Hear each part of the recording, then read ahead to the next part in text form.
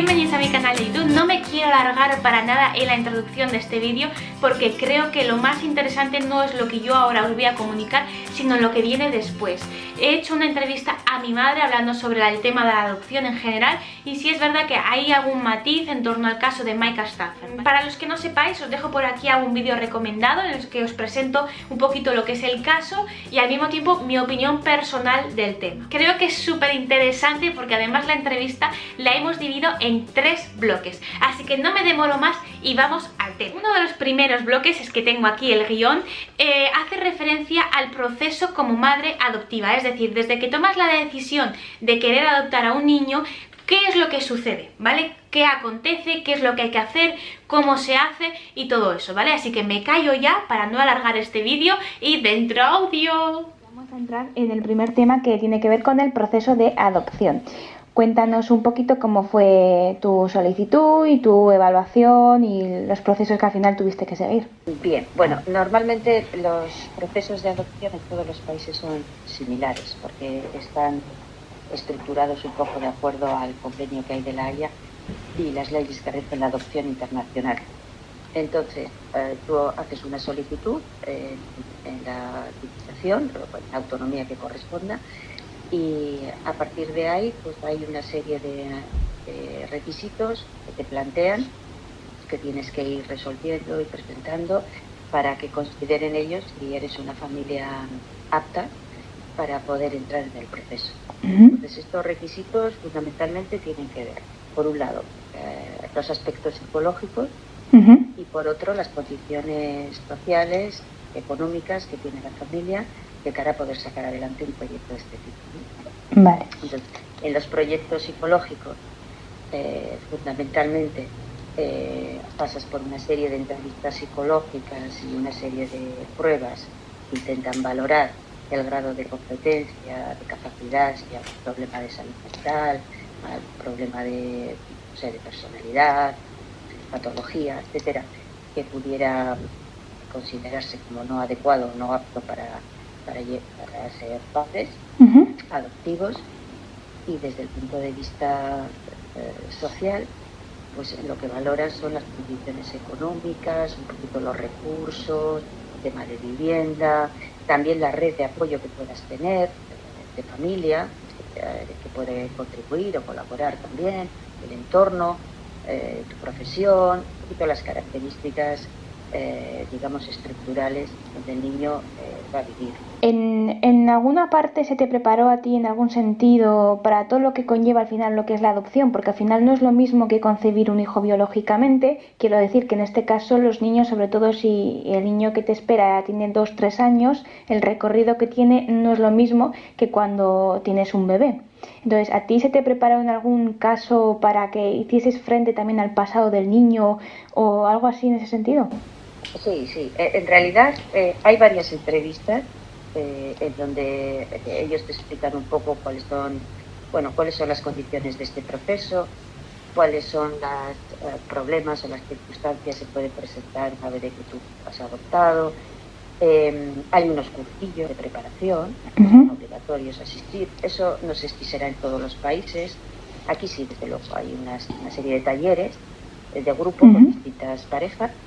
Y bueno, ahí se habla y se explica y se plantean pues, las distintas situaciones o circunstancias, un poquito también en función de la edad de los niños, de las condiciones o de los países de origen de estos niños que pueden presentarse una vez en su proceso de adaptación social luego. Sí que hay una preparación. Lo que pasa que, bueno, pues, es una cosa muy... es por un lado informativa y por otro lado pues un poco unas dinámicas pues para que la gente tome conciencia realmente de cuál es el proceso que va a iniciar y cuáles son las posibles dificultades que se va a encontrar. No sé si estarás enterada del caso de Huxley, que es un niño de Estados Unidos que bueno, ha sido bastante expuesto en redes sociales y por lo visto los padres, para llevar a cabo tanto el proceso de adopción como para suplir las necesidades que pudiese requerir el niño, hicieron campañas para recibir donaciones, ¿no? ¿Tú qué opinión tienes con respecto a recibir donaciones tanto para el proceso de adopción como madre adoptiva? Quiero decir, el que involucres a gente que no conoces para que te ayude económicamente en todo lo que, tanto en el mismo inicio de la adopción como en lo que el niño pueda necesitar en un futuro, pues se involucren, ¿no? Yo tengo una opinión personal y luego también hay un criterio, digamos, social. El convenio de La Haya especifica que este proceso de adopción de ninguna manera puede estar vinculado a ningún tema que implique un lucro o un tipo de beneficio personal para la familia. Esta es una ley muy amplia y muy garantista que tiene en cuenta sobre todo los derechos de los niños, pues para evitar tráfico de niños, para evitar compraventa de niños, para evitar que haya familias que aumenten sus ingresos económicos debido a estos procesos de adopción, etcétera. Entonces, en ese sentido, por un lado, esto digamos que casi sería ilegal. Vale. Desde el punto de vista personal, entiendo que cuando una familia decide tener un hijo, sí, va a asumir que tiene la capacidad y la competencia suficiente para hacer frente a todas y cada una de las necesidades que se presenten a lo largo de la vida de este niño. Y en ese sentido, si tú tienes un problema de salud, los servicios sanitarios y sociales de los distintos países cuentan con medios también y con ayudas para poder, familias que tengan hijos con problemas específicos de incapacidades, problemas de salud graves que requieran un gasto económico extraordinario, etcétera. Los propios servicios de salud y sociales de los países tienen ayudas, es decir, no es necesario recurrir a plataformas ni a la prensa ni a medios sociales en general para sacar beneficio. Esa es mi opinión. Lo mismo que con los hijos biológicos, exactamente igual. Si tu hijo tiene una enfermedad en un momento determinado que conlleva un gravamen económico terrible porque tiene una enfermedad compleja, pues normalmente la gente recurre a los medios, a las ayudas sociales que haya en su país y en principio, además, cuando te metes en una historia de estas, ya tienes que saber que muchos de estos niños van a venir probablemente con ciertas dificultades físicas o psicológicas que requieran probablemente una inversión extra.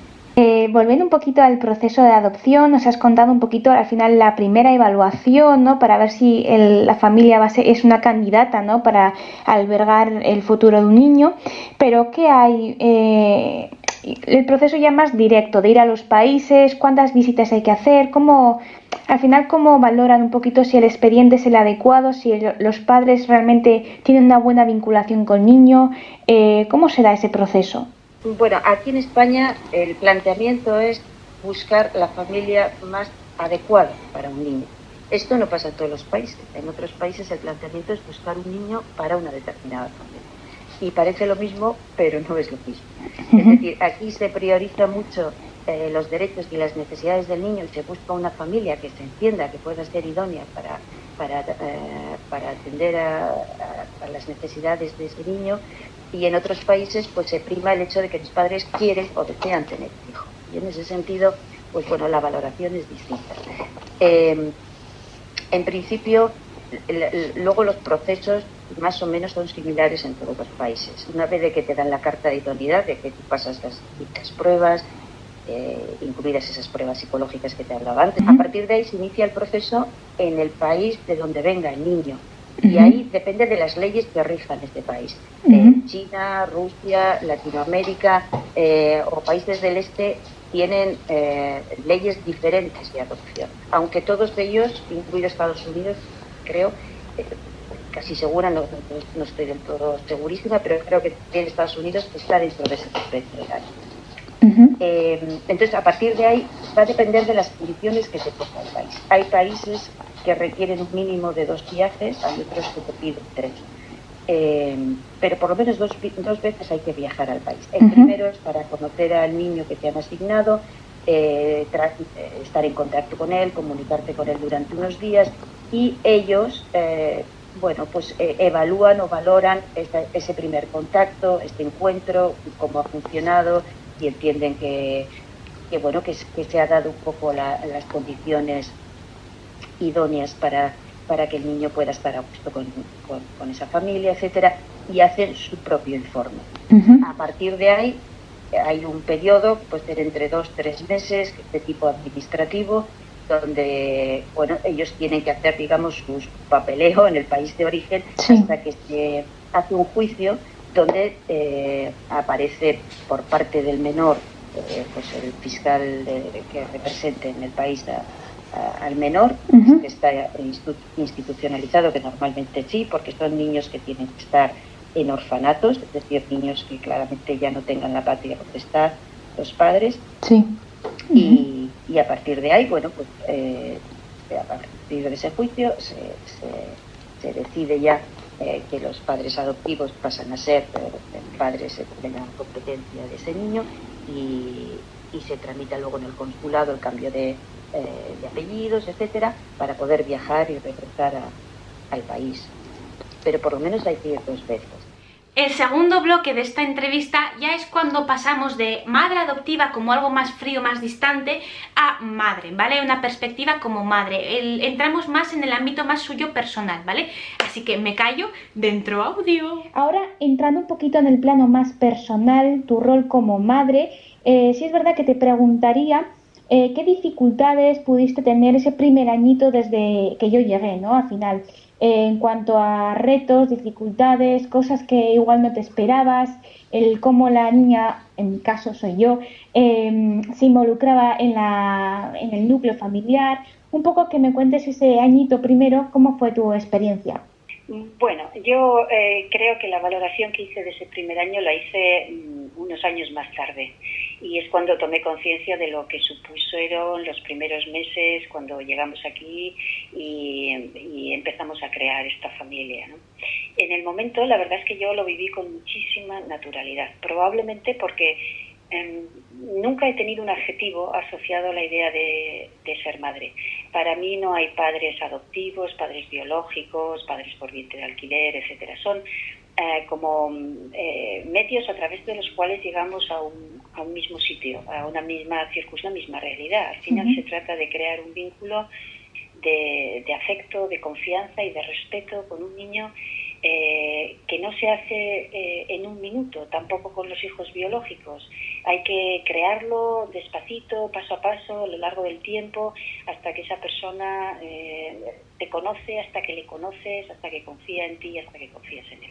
Es verdad que cuando tienes un niño adoptado, no es lo mismo, claro, un bebé, que en tu caso que tenías casi 4 añitos, que si ya llega un niño con 8 o 10 años. Esto, la vivencia de cada familia será diferente, y la manera de estructurarlo, de vivirlo, de gestionarlo, si hay otros hermanos, etcétera, todo eso cambia mucho. Entonces, nuestra experiencia es una experiencia particular que probablemente pues no sirve más que de representación de una circunstancia muy concreta, pero yo durante el primer año fundamentalmente lo que entendí es que tenía delante una persona muy asustada, con muchísimo miedo, muy insegura, rodeada de un mundo que por un lado le hacía feliz y le daba enorme satisfacción y placer, porque todo lo que encontraba pues eran cosas que tenían que ver con sus necesidades y que le divertían y le gustaban y le llamaban la atención.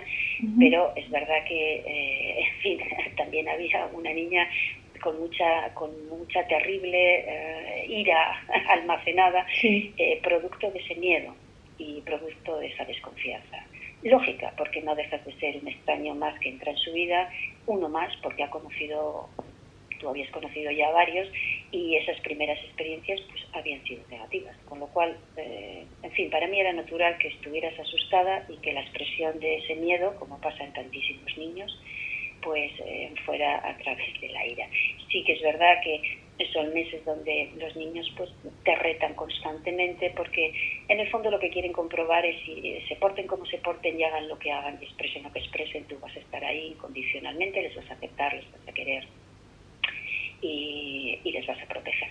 Entonces yo creo que en ese sentido pues fue un camino seguramente más difícil ahora que lo pienso, pero relativamente fácil cuando lo viví contigo.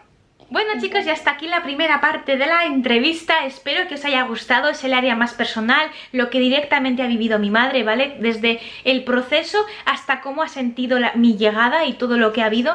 Así que bueno, en la segunda parte, que sería el siguiente vídeo, expresaremos un poquito ya el rol más profesional. Mi madre, como doctora en psicología, nos hablará un poquito de cómo ella evalúa, cómo ella valora un poquito todo ese proceso y alguna que otra pregunta súper interesante sobre el caso de Maika Stafford, ¿vale? Así que espero que os haya gustado y que sigamos viéndonos en el próximo vlog.